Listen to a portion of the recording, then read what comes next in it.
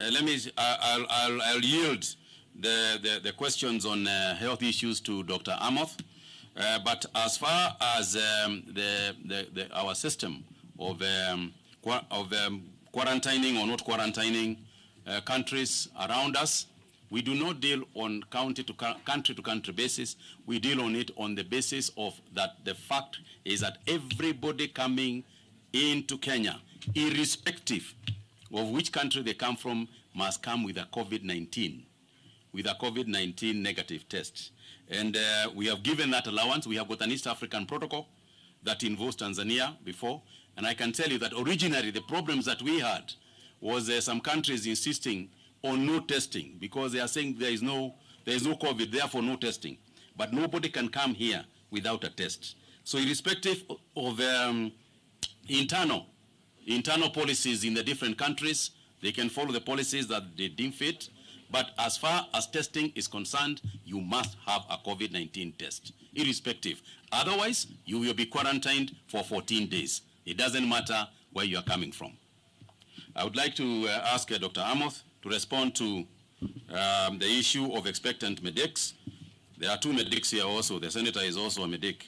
So let me ask the younger one to reply in this particular case. Thank you, Waziri, Excellency Governors, elected leaders. Regarding the question of Tanzanians, to add on to what Waziri has said, is that on 30th of last month, WHO issued guidelines on how to resume international air travel. And these guidelines are based on the pattern of transmission of the disease, COVID-19. And if you look at that classification, Kenya and Tanzania were classified in one group as a high-risk group. That is where there's established community transmission.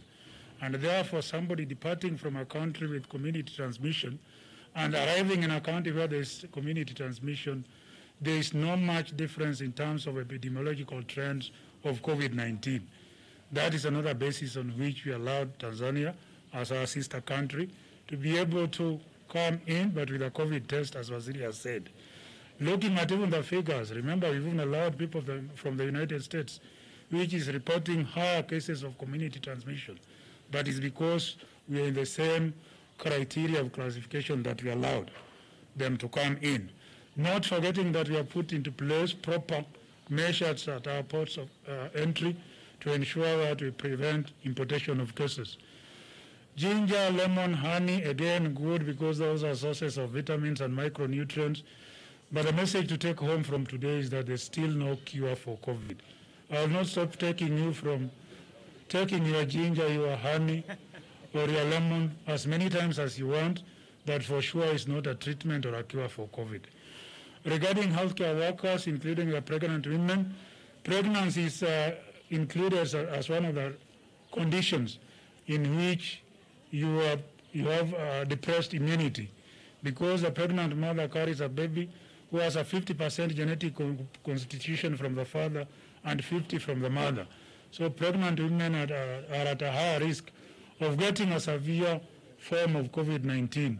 And it is on that basis that the ministry issued guidelines that pregnant mothers are exempted from working in COVID-19 isolation and quarantine centers. I thank you.